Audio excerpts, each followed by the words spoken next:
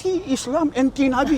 Ya. Sebab itu Ada turun ayat ya Bani Israel, ya Bani Israel, ya Bani Israel. Ayat-ayat yang begitu banyak menceritakan betapa bobroknya pokok Yahudi ini. Ayat Quran. Yes. Dan Nabi SAW dapat ayat itu, tahu siapa mereka. Allah beritahu, baginda Rasul. Tapi baginda tidak bertindak kejam ke atas mereka. Itu akhlak. Tahu siapa mereka. Tahu kebobrokan mereka. Tapi tak bertindak. Tapi akhirnya baginda bertindak sebab apa? Mereka yang mulakan, yang nak Bani An-Nadir nak bunuh Nabi, nak baling batu dari atas rumah. They started first.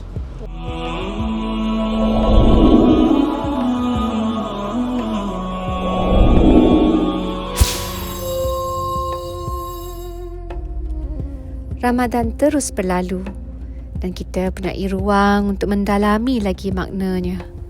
Setelah kita belajar, kita ambil masa sebentar mendengar suara hati dan melatih kesabaran kita. Alhamdulillah, kita masuk ke minggu kedua bulan Ramadan dan kini tiba masanya melangkah keluar, melihat bagaimana nilai-nilai Ramadan itu hidup dalam ruang di lapangan. Ia bukan sekadar ibadah secara peribadi, tapi cerminan kebersamaan, toleransi dan keharmonian kita dalam kehidupan bermasyarakat.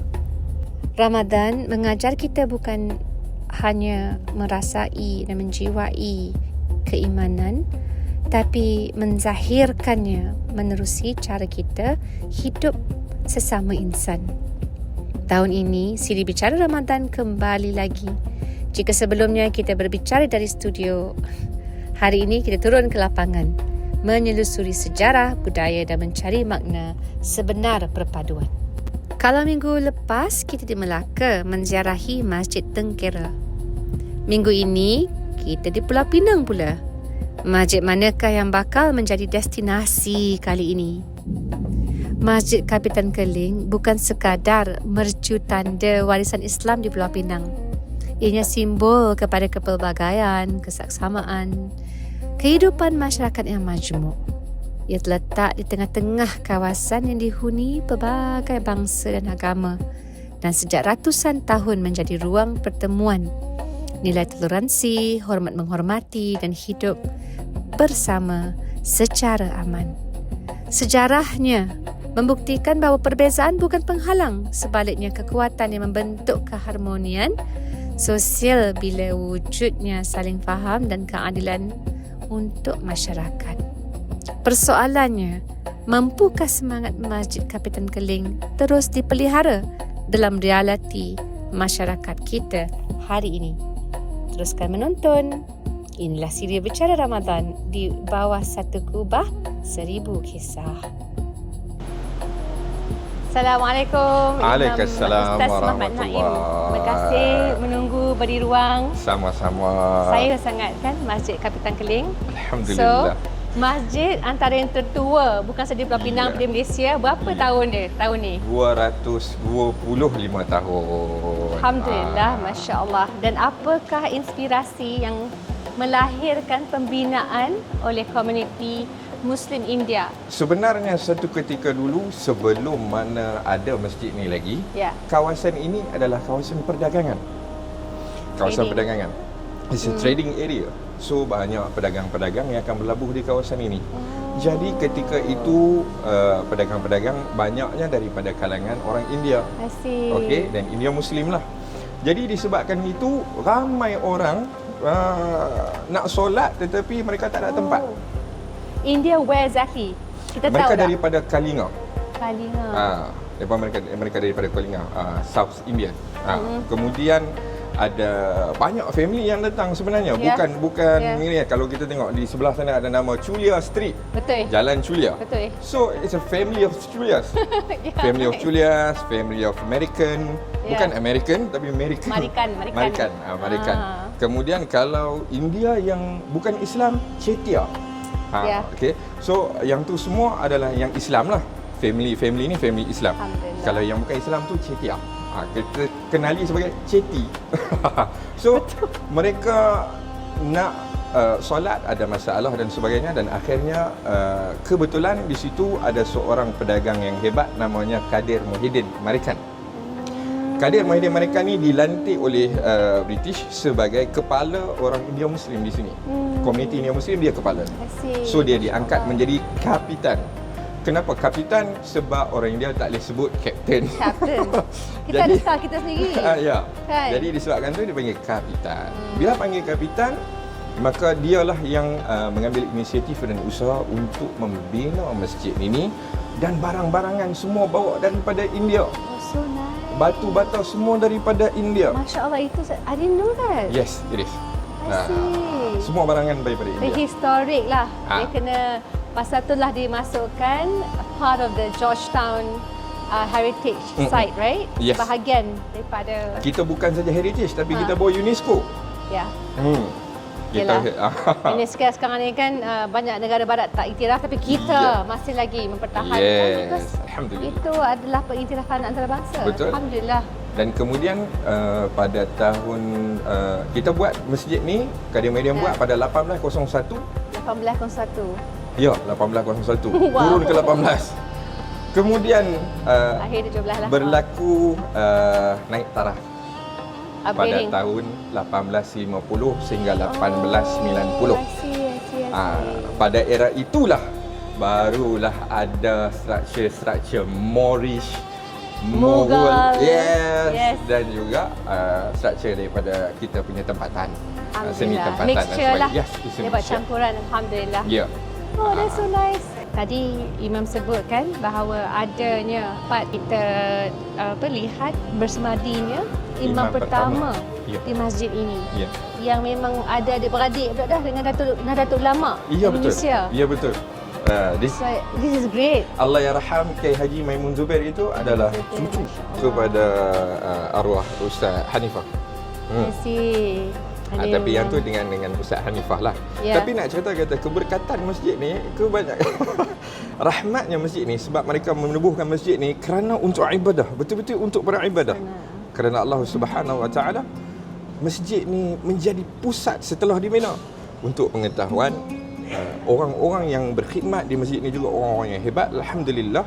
Salah satunya ni, inilah imam pertama dan akhirnya keturunan-keturunannya juga hebat. Kemudian di Pulau Pinang dulu satu ketika kita pernah tanya tak orang nak pergi haji naik kapal di mana? Oh, nak kapal di sini. Ya Allah. Sini satu ketika dulu sampai tak cukup tempat kena pasang kemah. Sehingga kan ada orang tua-tua dulu, orang tua-tua dululah. Zaman orang pergi haji naik kapal, orang tua-tua dulu kata ini Mina nombor 2. Ya Allah, Sini Mina nombor really? 2. Ya, sebab di sini akan pasang kemah banyak orang nak pergi haji. So orang main di sini. Oh, memang emosi lah. Saya pergi haji last year kan. Oh, subhanallah. Oh, really. My Subhanallah. goodness. Moga dapat Kat haji yang sini. mabrur. Amin, Rabbal Alamin. Tak sangka. Banyak benda yang di Masjid Kapitan ni orang tak Kira tahu. pioneer, perintis. Yes. Perintis. Yes. So, kita sekarang ni boleh nampak one of your favourite spots, Imam. Yes. And saya nak Imam ceritakan sedikit. Aside from that, apa bentuk lagi keunikan program-program yang membina ukhuwah, yang mengimarahkan masjid yang dilihat sebagai menjadikan Masjid Kapitan Keling as a center for the community and beyond?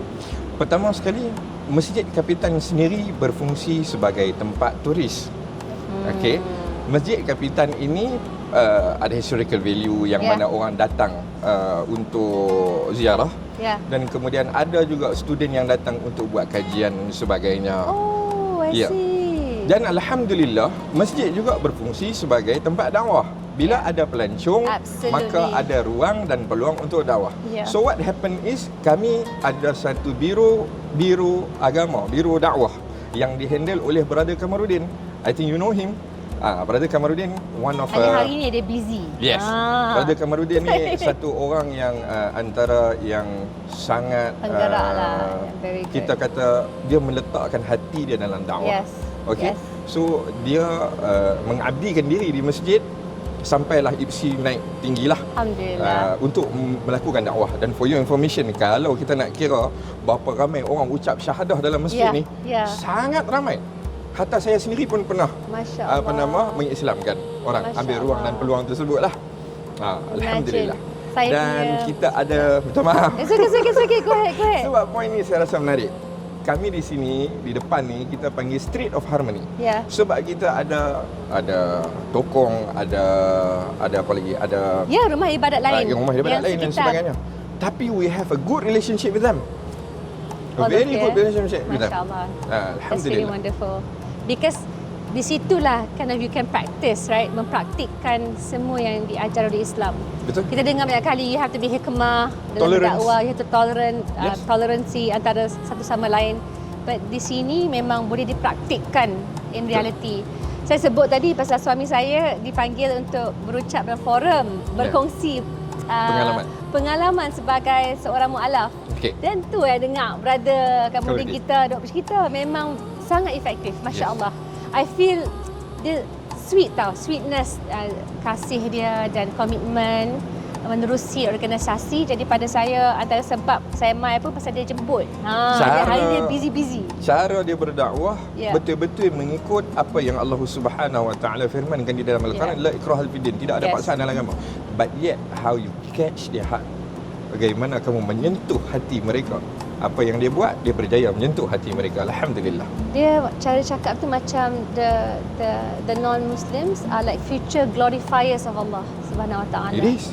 Ya, semua kita ada potensi untuk menjadi, ialah hamba yang memang taat and of course to glorify the one and only. Even he himself a revert. I didn't know this. Yes. Really? Ya.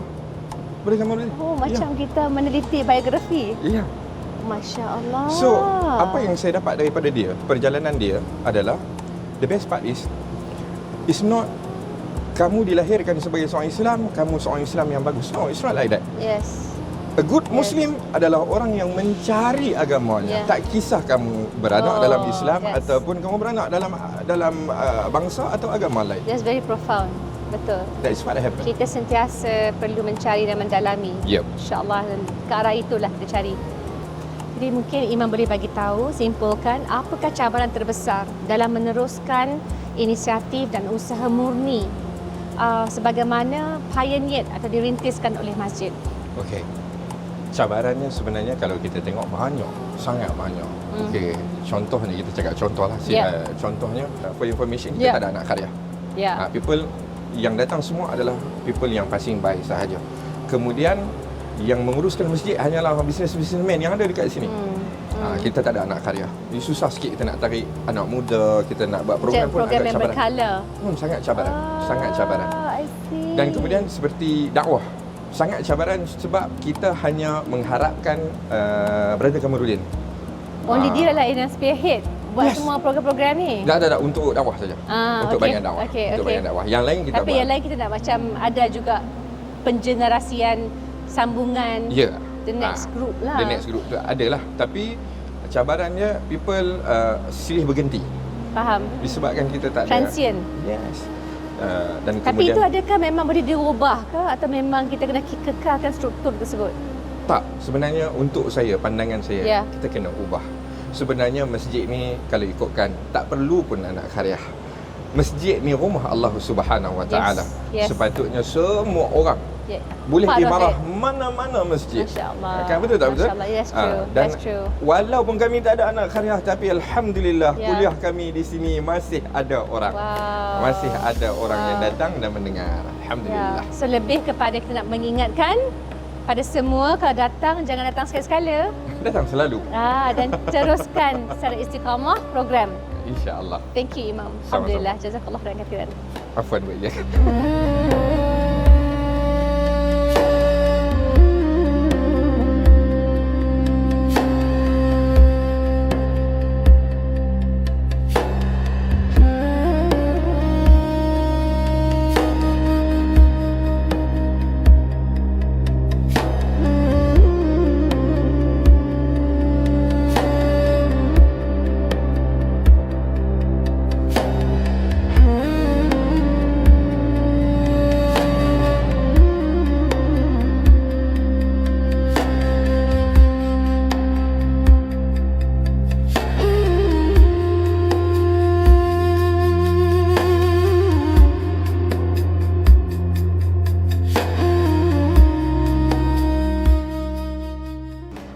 Assalamualaikum warahmatullahi wabarakatuh. Salam hormat dan alhamdulillah dalam episod kali ini saya sangat berbangga, bersyukur dan berbesar hati kerana kita bersama dengan Ustaz Datuk Dr. Daniel Zainabi yang memang bukan sahaja merupakan seorang doktor. I have a lot of respect for doctors. Masya Allah, my mother was an ophthalmologist. Tapi pada masa yang sama pakar motivasi dan telah berjaya membuka minda bukan sahaja di kalangan masyarakat Malaysia tapi di antarabangsa juga menerusi siri-siri ceramah dan juga buku-buku yang beliau telah terbitkan. Alhamdulillah Datuk Dr. Daniel yang sudi ditemu ramah hari ini. Saya pergi terus kepada bagaimana kita sepatutnya menyelusuri, memahami dan mendalami sirah lebih-lebih lagi kepimpinan Nabi Muhammad SAW dalam kita hidup realiti masa kini. Lebih-lebih lagi bila kita terpaksa menghadapi serangan sebagaimana yang kita tahu didedahkan menerusi di Epstein Files. Saya sebut ni bukan apa kerana ia menunjukkan ada konspirasi yang lebih besar ya, melibatkan mereka yang sangat berpengaruh, berkuasa, bukan saja menutup segala salah laku jenayah seksual mereka tetapi juga mewujudkan suasana yang kondusif bagi serangan terhadap agama Islam. Jadi pada pandangan Datuk Dok, apa yang perlu umat Islam buat? Bukan sahaja untuk membekalkan diri kita dan diri kita dengan ilmu, supaya kita lebih yakin, tetapi kita juga jangan mudah tertipu. Gitu. Ya, terima kasih Puan Nurul. Bismillahirrahmanirrahim. Saya baru ini bila membincangkan Al-Quran, tafsir Al-Quran, kami sedang bicarakan surah Yunus, iaitu surah nombor 11. Bila terbaca ayat nombor 2, di hujung ayat itu Allah menceritakan bahawa orang kafir ini, masa itu Quraisy, mereka sentiasa mencari sesuatu yang boleh merendahkan martabat Nabi. Yang boleh merendahkan martabat wahyu. Artinya mereka mencari dan terusnya mencari untuk mengaibkan agama Islam supaya orang tak tertarik pada Islam. Akhirnya mereka mengetahui, oh Muhammad ini bukan pendusta. Muhammad ini seorang yang bijaksana, seorang yang baik hati. Mereka tak ada isu buat itu. Tapi kita kena korek juga. Cari juga hal-hal yang boleh mengaibkan baginda. Akhirnya Allah turunkan wahyu. Mereka bertemu dengan satu kenyataan kononnya bahawa inilah pegangan kita. Apa dia? Muhammad itu ahli sihir. Nampaknya itu nampak logikal lah. Yang lain tak boleh sentuh. Dia ahli sihir. Ini dia berguru dengan orang-orang sihir. Sedangkan Nabi SAW hidup bersama mereka puluhan tahun. Tak pernah baginda dikenali sebagai ahli sihir. Maka saya buka tafsir Al-Azhar oleh Hamka. Hamka mengatakan itu di zaman Nabi tuduhan dan serangan berlaku. Hari ini ia terus-menerus berlaku secara yang lebih terancam. Benar. Lebih terancam. Sebab itulah kata Hamka, jangan terkejut jika hari ini serangan terhadap Islam itu datang dari pelbagai penjuru, malah dari kalangan orang akademik. Betul. Kadang-kadang mereka juga mempengaruhi orang-orang Islam dan orang-orang Islam. Kurikulum. Dan akhirnya mereka orang Islam pula yang membawa mesej keji orang-orang ini. Jadi akhirnya timbul persoalan Puan Nurul tadi. What should we do? What should we do? Takkan kita hanya nak melihat dan berkata, nak buat macam mana? No. Sebab itu, Hamka mengatakan first and foremost, paling penting, orang Islam kena mantapkan di penjuru mereka dahulu. Musuh tetap musuh. Dia akan cari kita, dia akan baling kita, kan? Tapi kita, benteng kita kena kuat. Pertahanan kita kena kuat. Sebab itu kalau kita balik pada Quran, ayat pertama bukan tentang janggut, bukan tentang capal, bukan tentang selepang. Iqra. Penekanannya pada knowledge. Ilmu yang betul. Sebab itu para sahabat radhiyallahu anhum di peringkat awal Islam 13 tahun di Mekah. Apa yang mereka ada? Tiada kuasa, tiada kekuatan, banyak banyak kelemahan. Tapi mereka ada satu kefahaman yang betul, kefahaman yang disuluh oleh Quran. That's very important. Itu buku yang akan datang. Jadi buku Dr. Daniel Kedai pun Al-Quran Power. Buku yang berikutnya, skrip hidup di bawah suluh Al-Quran. Kenyataan Hamka itu menyentuh saya, tak kena bawa buku juga. Jadi Al-Quran itu nur, bagi cahaya pada kita, dan dia bagi ilmu pada kita. Jadi bila kita ada ilmu, kita seolah-olahnya ada benteng, dan kita juga ada penangkis. Yes. Orang serang kita, orang kata, Nabi Muhammad itu, dia itu contohnya womanizer lah. Yes. Okey, kata, no. Muhammad itu, dia ciplak Bible. No. Kita ada ilmu. Kita kata no dengan yakin sebab we have the proper knowledge. Dan kita boleh lawan semula dan balas balik hujah. Jadi, kalau ada satu jawapan, itulah knowledge. Sebab itu Ghazali kata, orang yang nak menyampaikan Islam, kena ada 3 kekuatan. Tapi nombor 1, ilmu. Itu jawapan untuk menurut. Ya, saya rasa kerana itulah bila kita lihat kan, Datuk Dok sebagai seorang pengamal perubatan, tapi pada masa yang sama menggunakan ilmu yang ada untuk mengajak yang lain. Sama ada kita bina benteng pertahanan untuk musuh ni kan, nak tak nak, itulah cabaran dunia masa kini. Betul. Saya ada terbaca buku Mahmud Mamdani. Yes. Ayah kepada Datuk Bandar di New York City. Yes. Dia menulis Good Muslim, Bad Muslim, menceritakan tentang, of course, hubung kait bagaimana CIA satu ketika dahulu membantu mendanai banyak konflik-konflik di seluruh dunia. Jadi insya-Allah menerusi buku, saya harap pembaca di luar sana dapat membaca juga kan, pendengar di luar sana. Lebih-lebih lagi ada juga buku yang khas bagi remaja, combat, bagaimana dapat menghadapi cabaran yang mendatang. Jadi daripada skop geopolitik, bagaimana kita boleh memudahkan untuk anak-anak muda kita sekarang ini. Mereka terpengaruh dengan gadget, mereka terpengaruh dengan media sosial. Kita pun terpengaruh kan, nak kata sangat anak muda. Dan sebenarnya yang mendanai dan yang memang menguasai algoritma adalah syarikat-syarikat, para korporat yang memang terkait dengan Jeffrey Epstein. Itu kita lihat secara tak langsung, tapi pada masa yang sama ini didedahkan menerusi dokumentasi. 3 juta barulah 3 juta kan. Tapi saya nak tanya, so kita mudahkan sedikit kepada anak-anak muda, bila ibu dan ayah mereka nak bersama dengan anak-anak, kita pun tahu sekarang dunia digital, telefon sentiasa ada, apa yang patut mereka praktikkan selain daripada ilmu di dada, make sure you know and you have your knowledge, but next untuk anak-anak kita apa saranan daripada Datuk Dok?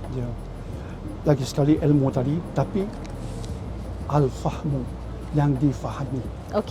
Faham. Sebab itu bila Profesor Dr. Yusuf Qaradawi, beliau tulis, Allah rahmati beliau, beliau tulis sebuah buku Fiqhul Aulawiyat, fiqh keutamaan. Salah satu tajuknya ialah mana lebih perlu didahulukan, kefahaman ataupun hafazan. Sebab itu kadang-kadang ibu rasa bangga kan, anak saya dah hafal Yasin, anak saya dah hafal surah Al-Mulk. Okey, bagus. Tapi saya selalu peringatkan, it is good, but good is not enough. Dia bagus, tapi tak cukup. Yang perlu ditekankan ialah faham. They have to really understand Islam using the right methodology. Metodologi ni pun penting. Kadang-kadang dia faham Islam, sunat dulu, benda-benda kecil-kecilan dulu. First thing first. Not the priorities, the keutamaan dia. Itu masih tertakluk pada ilmu, tapi perincian sedikit. Okey, itu yang pertama. Dan yang kedua, mestilah mereka nak satu, orang kata dia panggil dalam agama tu izzah, rasa mulia dengan Islam. Dia proud to be a Muslim. Bila proud to be a Muslim itu, sejarah itu penting. Memahami sejarah. Sebab itu ada orang-orang non-Muslim pun, bila dia kaji sejarah, pada awal mungkin dia tentang Islam, tapi dia kaji sejarah, dia kata, Muhammad memang prophet. Salah seorang mungkin Profesor Sir T.W. Arnold. Profesor Sir T.W. Arnold. Beliau antara bukunya The Preaching of Islam. Dia kaji Islam, pengembangan Islam dan rumusannya, Islam tak pernah berkembang cara kekerasan. Yes. Bukan kita kata, dia kata. Jadi sejarah seperti ini diangkat pada anak-anak. Diceritakan siapa Rasul, bercakap tentang Quran. Kita nak tanya kat dia, are you sure the Quran is the words of God? Macam mana you yakin Quran ni kalam Allah betul-betul? Nanti datang orang serang, Quran bukan kalam Tuhan, dia bercampur aduk. How are you really sure ini words of God? Jadi sejarah, history, bahagian history, the true history. Quran diturunkan, kemudian dicatat, dihafaz, atas tulang dihimpunkan era Abu Bakar, dibukukan di era Osman bin Affan. Kita dapat mudah je akses compact tu masa dulu. Allahu Akbar. Dan kalau nak buat comparison pun boleh secara yang tidak menghentam, bandingkan dengan kitab agama lain. Sebab tu ada seorang etis dari India, dia kaji agama, dia etis, tapi akhirnya dia kata tak ada agama yang buku kitab itu autentik kecuali Al-Quran. Jadi cerita begini, kalau anak-anak muda kita tengok, Allah, we have the truth in our hands. Dia dapat iman, tapi the wow factor about Islam, ini sejarah, tulisan-tulisan orang yang mengkaji Islam, kemudian dia masuk Islam. Muhammad Mamaduk Pitol masuk Islam, tulis the Holy Quran. I met him, masya-Allah.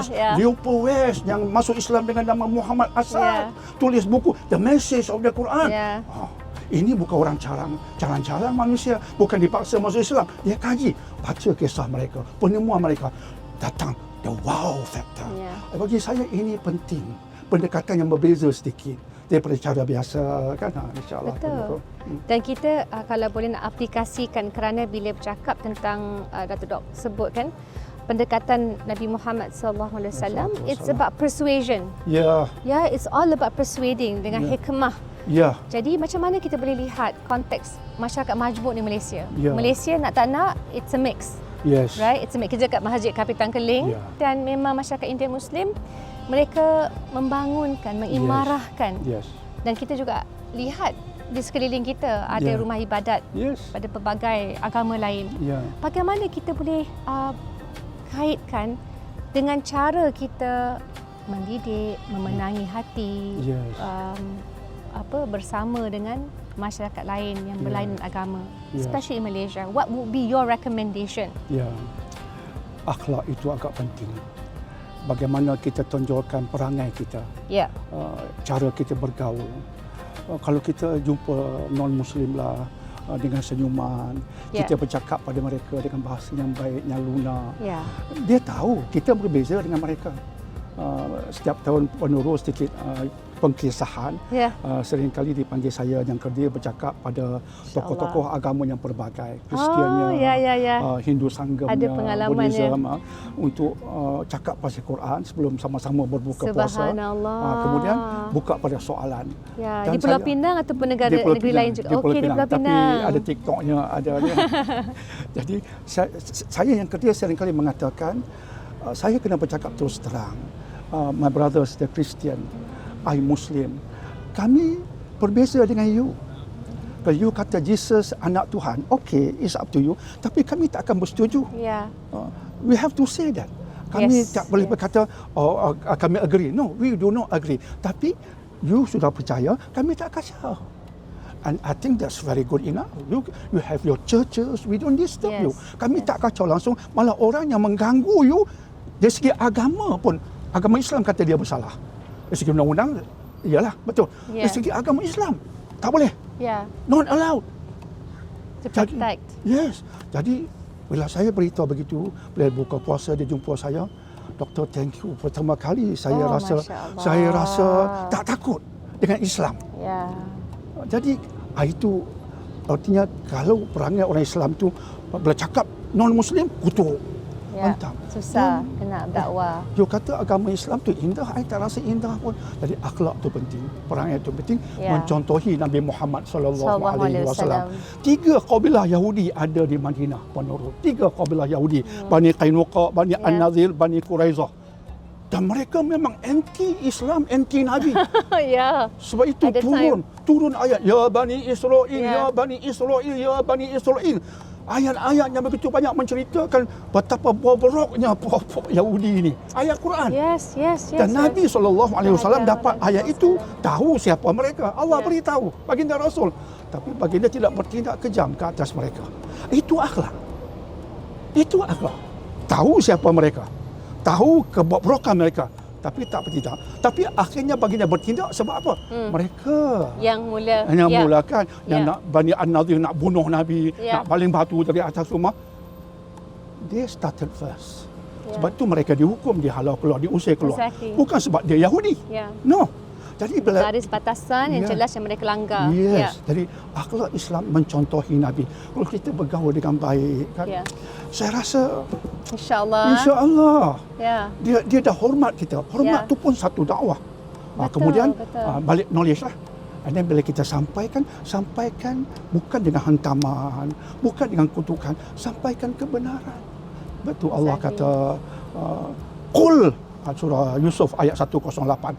Allah suruh Nabi beritahu, qul hadhihi sabili, tell them this is my way. Wow, kita kata ni ikut the prophet's way. Allah kata beritahu, this is my way. Apa dia my way? Ad'u ila Allah ala basirah. Aku ajak manusia kepada Allah, tapi ajak dengan basirah. Basirah itu dengan ilmu yang betul. Itu Allah tambah. Ajak pada Allah dengan basirah, dengan ilmu yang betul. Bukan kutukan, ilmu yang betul. Ini Allah ajar. Sebab itulah saya rasa dengan akhlak yang mulia, dengan ilmu yang betul, bukan kutukan, bukan hantaman. Kalau kita buat ini pun saya rasa good start lah. Good beginning. Terima kasih Dato' Doktor. Thank you so much for that. Very beautiful. Masya Allah. Dan pada saya, mungkin Dato' Dok boleh jelaskan sedikit. Dalam sirah kita dengar, tapi kadang-kadang kita tak aplikasikan dalam hidup kita. Kita ingat, itu sejarah, kisah Rasulullah SAW, kisah para sahabat. Dato' Dok, bagaimana kita boleh menjadikan kepimpinan Nabi Muhammad SAW sebagai inspirasi kehidupan kepimpinan kita dari hari ke hari, lebih-lebih lagi dalam masyarakat majmuk pada hari ini di Malaysia? Ya, terima kasih Puan Nurul. Bismillahirrahmanirrahim. Nabi SAW ini segala-galanya bagi kita. Baginda Rasul, semua kita memaklumi tentangnya. Baginda lah pemimpin, baginda lah contoh dalam bahagian kekeluargaan, baginda lah panglima perang. Semua kebaikan ada pada baginda. Tetapi kita nak menggarap ke semua kebaikan baginda untuk kita memang tak dapat. Tetapi ada benda yang kita kena angkat.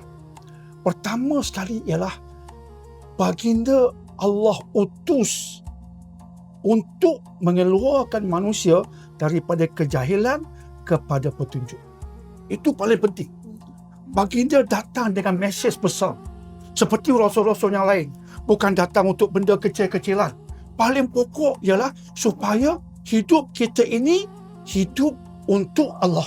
Ini yang disebutkan sebagai akidah, kepercayaan. Sebab itu 13 tahun baginda berada di Mekah sebelum hijrah. Ayat Quran yang turun dipanggil surah-surah dan ayat-ayat Makkiyah. Berbeza dengan surah selepas hijrah dipanggil surah Madaniyah. Ulama mengkaji, apa bezanya? Makkiyah itu ada fokus.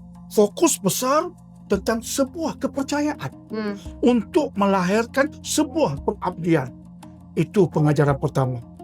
Jadi, bila kita sayang pada Nabi SAW, kita nak percaya pada Allah secara yang betul lagi mantap. Dan kita nak sujud mengabdikan diri kepada Allah seperti baginda.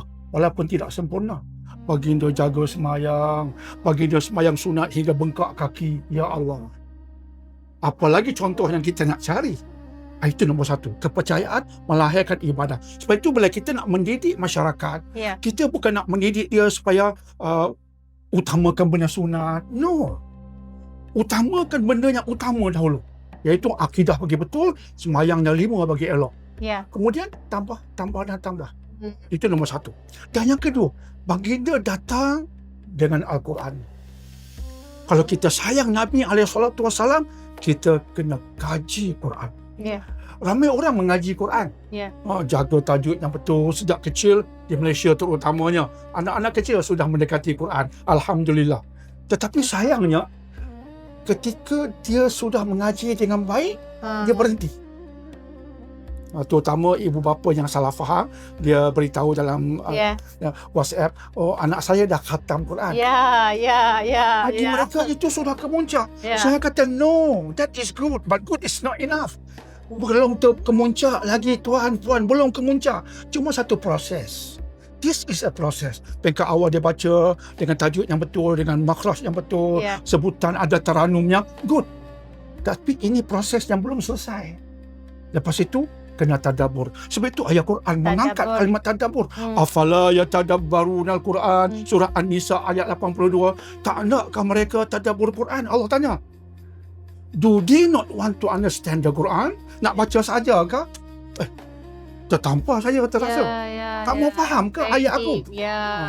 Nabi tekankan itu. So itu para sahabat seperti Abdullah bin Mas'ud, apa dia kata dalam riwayat dalam kitab-kitab tentang ulumul Quran yang menceritakan bagaimana kita faham Quran, kitab-kitab besar seperti itu mesti ada cerita ini. Kenyataan oleh Abdullah bin Mas'ud radhiyallahu anhu bahawa kami pelajari Quran 10 ayat. 10 verses. Kami baca, kami faham. Kemudian kami balik beramal, baru sambung. Kita sambung. Betul. Kemudian masuk dalam WhatsApp kita, Facebook, Allah sebutnya saya dah khatam Quran. Tapi faham? Faham? Ada yang setiap malam Jumaat baca Yasin. Saya kata very good, alhamdulillah, teruskan. Tapi anti dah baca Yasin berapa tahun malam Jumaat baca Yasin? 20 years. 20 years, I suppose you have understood the message of Yasin. Allahu a'lam, tak faham. Subhanallah. Bukan kita kecil, tidak. Bukan kita kata tak bagus. Kecilkan kan, but still just nak make sure continue the process. Nabi bawa Quran untuk kita faham. Itu yang daripada para sahabat. Syekh Qutb tulis buku Milestones. Bahagian pertama dia kata, Jilun Quraniyun Farid. Para sahabat ini generasi Quran yang unik. Mereka itu generasi Quran. That's why mereka tu unik. Syekh Qutb kata, takkan jumpa ada golongan seperti itu. Sekarang kita baca Quran, tak jadi macam mereka. Why? Cara kita sudah berbeza. Kita lebih tekan nyanyi lagu lah, dah apa. Kita tak perkecilkan. Tapi kita sebut tadi Allah tanya. Tak ada tadabbur ke? Kita tanya apa yang Allah tanya. Jadi hari ini nak ikut sayang Nabi kena faham. Barulah yang ketiga kemuncak. Step by step proses pengamalannya. Daripada Khaybar ke Najran, and of course Piagam Madinah dengan semua perjanjian lainnya.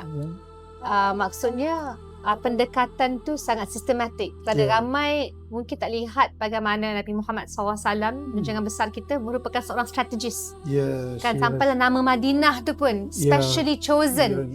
Mungkin boleh sebagai soalan akhir, kata doktor, jelaskan sedikit kan, kita jangan lihat dari segi seorang pendakwah, tetapi segala-galanya sebagai seorang pemimpin, menyebarkan Islam ke seluruh pelosok dunia, tapi dengan metodologi yang sangat strategik dan memikirkan juga bagaimana hikmah yang dipraktikkan itu dapat memaniskan, memenangi hati golongan yang non-Muslim ketika itu.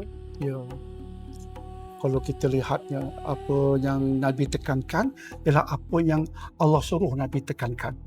Ud'u ila sabili rabbika bil hikmah. Seru. Jadi antara tugas penting kita ialah tugas untuk mencontohi Nabi, iaitu untuk menyeru.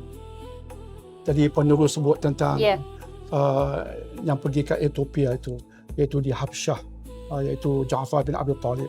Pergi ke sana kan. Pergi ke sana sebagai wakil dalam hijrah yang pertama. Pergi ke sana dalam keadaan raja di situ dan orang-orang besarnya itu Kristian. Mereka Islam. Quraisy hantar 2 wakil untuk mempengaruhi raja Kristian ini. Amr ibn As seorang daripada mereka. Dan Amr ibn As cucuk raja Kristian itu. Mereka tak percaya seperti mana yang kamu percaya bahawa Yesus itu anak Tuhan. Nak cucuk supaya raja benci mereka. Tapi orang yang sudah dididik dengan menyeru secara yang benar, dia tak bimbang. Dia kata betul, saya akan baca apa yang Allah sebut dalam surah Maryam. Jadi seruannya itu bukan mengutuk, bukan mencaci, tapi memberitahu apa yang Tuhan beritahu. Maka Raja Hafsah dia dengar ada riwayat mengatakan menitis air matanya. Dia kata aku pun faham begitu juga. Kemudian dia masuk Islam kan? Kemudian dia masuk Islam, tersentuh. Baca kebenaran. Dia tak kata okey hari ini I agree with you lah. Tomorrow bye-bye. Tomorrow bye-bye. Tak, ini yang kami faham. Kemudian Nabi Muhammad sebelum dia datang, kami ini terus berperang sama sendiri, mengambus anak perempuan hidup-hidup. Kami makan bangkai-bangkai. Dia datang menjadikan kami mulia. Tidakkah itu bagus? Jadi saya merasakan Puan Nurul, orang Islam kita kena menjiwai Islam cara yang betul. And we stand up dengan rasa megah kita Muslim, bukan rasa sombong. Bukan rasa sombong, not with arrogance. No. Tapi kita rasa megah kita Muslim. Kita tunjukkan kemusliman kita dengan amalan kita, dengan akhlak kita, dengan kenyataan kita yang betul. Dan orang Islam sentiasa menyampaikan kebenaran. Itu yang orang dengar. Dia tak kutuk kami, dia tak kutuk kami. Betul. Dia sampaikan kebenaran yang hak. Itulah yang Islam ajar. Porak-ponda kan, ya. Yes. Kalau itu yang berlaku di Malaysia, alhamdulillah. Senang Senang. Senang kecil. Senang. Dakwah tu berjalan dengan kita berjalan. Alhamdulillah. Artinya orang tertarik dengan cara kita, orang tertarik dengan gaya kita. Strategic decision making. Ya, ini yang saya rasa saya anak tak ramai lah orang. Saya beritahu, kami duduk di kawasan yang majmuk. Saya tak pilih, minta maaf lah. Saya tak pilih kampung Melayu ke tidak. Tak, di kawasan yang ramai. Jiran saya Cina, non-Muslim, Hindu ada. Kami duduk di kawasan majmuk. Saya nak anak saya duduk dalam keadaan Malaysia yang majmuk. Betul. You live with them and build your own resilience, spiritual resilience. Betul. Tunjuk pada mereka. Jadi bila hari raya, kita buat goodies, kuih ke, kita bagi hadiah. Masa Ramadan, kita bagi buah tamar ke. Be nice to them. Win over. Kita tak ajak pun masuk Islam, tidak. Tapi dia nampak Islam itu dengan gaya kita. Itu kita kata kita buat ni bukan kita buat besar sangat pun. Betul. Oh, bukanlah besar sangat. Oh, kita very good. No. Kita It's buat all for Allah. Cannot be arrogant. Tak boleh. Tak boleh. Kita pandai kecil, tapi kita buat itu dengan harapan Allah redha dengan kita, dan dengan harapan itu juga membuka hati mereka. Paling kurang nak hormati Islam. Paling kurang. Jadi saya rasa kita bermula dengan Nabi yang macam itu. Nabi tunjukkan contoh, Nabi sampaikan Quran, sahabat pun menjiwai Quran, bangun seperti Ja'far bin Abi Talib. Pergi, bukan ramai pun 80 orang saja. Berhadapan dengan ustaz-ustaz, dengan bishop-bishop, sampaikan yang hak. Datang pula wakil Quraisy nak cucuk, tak berjaya juga. Jadi mereka bawa akhlak, mereka bawa mesej yang betul, dan mereka tunjukkan prinsip hidup yang betul. Tapi mereka tidak arrogant. Jadi kalau kita mencontohilah itu kan di Malaysia. Follow the pathway lah. Penerus pun Tak betul. boleh kecangkan lain. Ya. Kita takkan paling goncang. Orang boleh cuba attack lah kami. Tapi kami tak jatuh. Merupakan seorang yang popular. Jadi tak boleh saya akhiri episod ini sehinggalah Datuk Doktor berkongsi tips. Tips sempena Ramadan, bukan sahaja dari segi amal agama, penjagaan fizikal, Datuk Doktor, because you are a medical doctor with surgical knowledge. Ada sikit. Jadi ada sikit saya kena kongsi macam mana penjagaan semuanya time Ramadan. Okey. Pertama sudah pastinya bila kita berpuasa itu niat kena betul. Paling penting sekali. Dan yang keduanya kata Nabi mengharapkan ganjaran ilahi. Itu kita kata yang utamalah. Kemudian bila kita berpuasa itu Al-Ghazali kata ada 3 tingkatan. Paling kurang cari tingkatan nombor 2, iaitu berpuasa dengan niat yang betul, waktu siang menjauhkan diri dari perbuatan yang boleh membatalkan puasa. Itu puasa orang awam, level 1 rendah sangat. Tahap kedua, dan juga organ-organ panca indera kita berpuasa. Itu kata Al-Ghazali level 2. Itu baru puasa orang soleh. Nombor 3 tak perlulah, puasa Nabi-Nabi dan level tinggi. Nombor 2 tu okey. Itu nombor 3. Nombor 4, kena jaga makan minum. Jadi sunnah Nabi buka puasa dengan buah tamar. Itu bagus. Kemudian lepas buka puasa artinya ringan. Tapi kena berbuka puasa dahulu. Ringan, semayang. minum air semayang. Ayat tu ayat color ke ayat kosong? Ayat kosong paling baik. Air kosong. Color kemudian sedikit. Sikit. Air kosong, buah tamal, bismillah. Bismillah pun cukup. Saya buka puasa, minta maaf. Tak baca doa panjang-panjang. Bismillahirrahmanirrahim. Kemudian kita makan, kita pergi sembahyang maghrib. Maghrib kita balik, kita bersiap untuk tarawih. Jadi nak makan sikit-sikit lagi tak apa. Tapi sembahyang maghrib tu kena awal. Jadi itu, kalau kita ikut rentak itu, saya rasa puasa kita elok dan kita akan sihat. Yang silapnya buka puasa kemudian maghrib pun tak boleh bangun, begitu punya tunduknya. Jadi itu. Nauzubillah min zalik. Ya, cannot. Master Kev solat. Kemudian makan sedikit, kemudian kita sembahyang tarawih. Sembahyang tarawih itu pun ibadahnya besar dan di sudut sains pun dia membakar kaloris kita. Kemudian minum air kosong lagi sekali banyak. Tidur, bangun awal, sembahyang. Allah, semua ada. Fizikal ada, makan tak tertolak, minum tak tertolak, spiritual utamakan. Saya rasa basic itulah. Baik. Penurut. Alhamdulillah dah selesai dan kita ketemui anda di dalam episod yang mendatang. Bye. Wassalamualaikum warahmatullahi wabarakatuh. Ramadan membawa kita menyelusuri perjalanan hati dari menahan lapar dan dahaga hingga memahami hikmah kesabaran, keadilan dan hidup secara harmoni dalam masyarakat yang majmuk. Sebelum kita mengakhiri siri perjalanan Ramadan ini, marilah berhenti sejenak untuk merenung, berkongsi hikmah dan mengambil amalan yang boleh terus dibawa sepanjang Ramadan. Dan insyaAllah pasca Ramadan juga. Persoalannya, apakah bentuk pengajaran yang paling penting boleh kita bawa pulang daripada setiap kisah dan tokoh yang kita temui sepanjang Ramadan ini?